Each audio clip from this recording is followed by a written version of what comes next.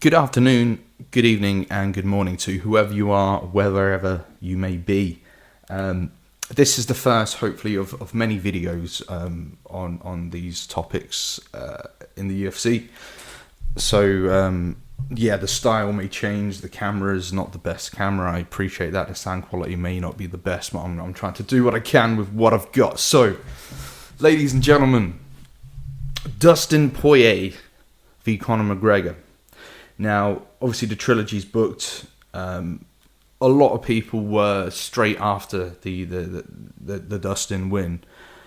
Were looking at how Conor could have won or what he did wrong in order to lose the fight. And one thing that I think that's not talked about enough is what I'll go into. But first and foremost, people talk mostly about the leg kicks. You know, Dustin went in there, busted up his legs.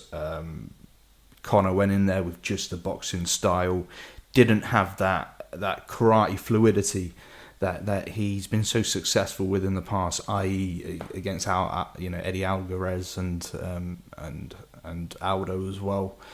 That unpredictability, he didn't have that that bounce to him, of sort of coming in and out. He was quite lineal in his movements, and that brings me to the reasons as why I think that Conor McGregor lost the fight, and that was because for the first time I think we'd seen Conor McGregor get outplayed in the psychological warfare battle. Now, you could say that he did already with Khabib, but I think that was very self-destructive. I think if Conor wasn't promoting his whiskey business and was partaking in extracurricular activity on during the press conferences, that may have been a very different fight. Possibly, maybe, I don't know. But I don't think that's an example whereby he'd lost psychological warfare. He'd lost the psychological warfare that he's so famous for winning and ultimately having that influence on his fights, on his physical fights.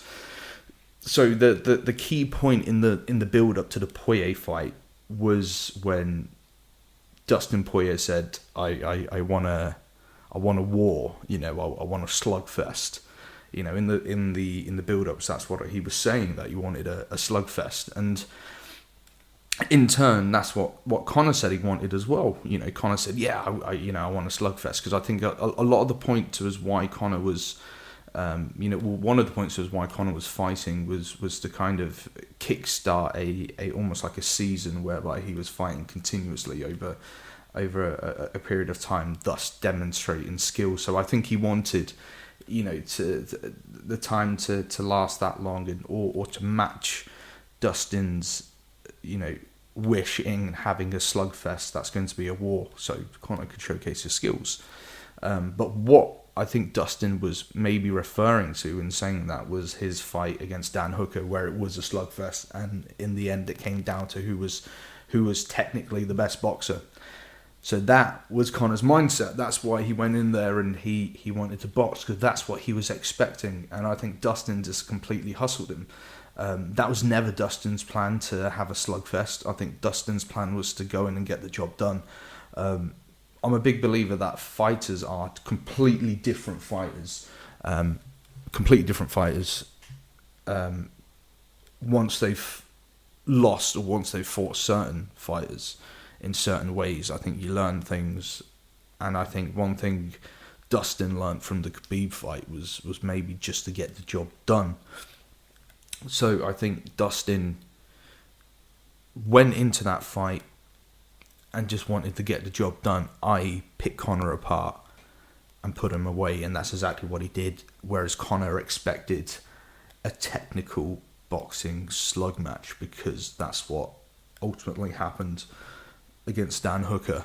And ironically, Dan Hooker gets absolutely put away by Chandler on the same night, and you kind of scratch your head and you think, well, if Dan Hooker went toe to toe with who arguably is the champion of the division in a slugfest, and this guy's just come in and just popped him away, it may have been bad timing for Hooker in regards to when he sort of sidestepped and he just got caught. But he didn't see it, and I think Chandler changed his levels really, really well, so he couldn't see that, So it was a really interesting night.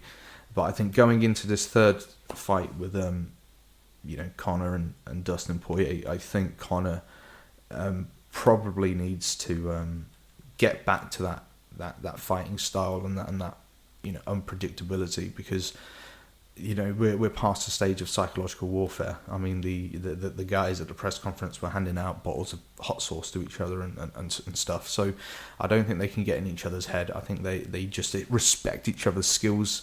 So this third fight's actually going to be fantastic, because, as I said, that the second fight, the rematch where Dustin won, it was very much he'd won the psychological warfare, and he just hustled Conor.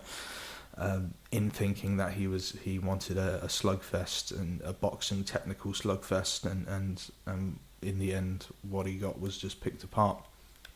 Ladies and gentlemen, if you like that video, that analysis, there's going to be plenty more, so please hit the like, share, subscribe button, and yeah, I'm out. Peace.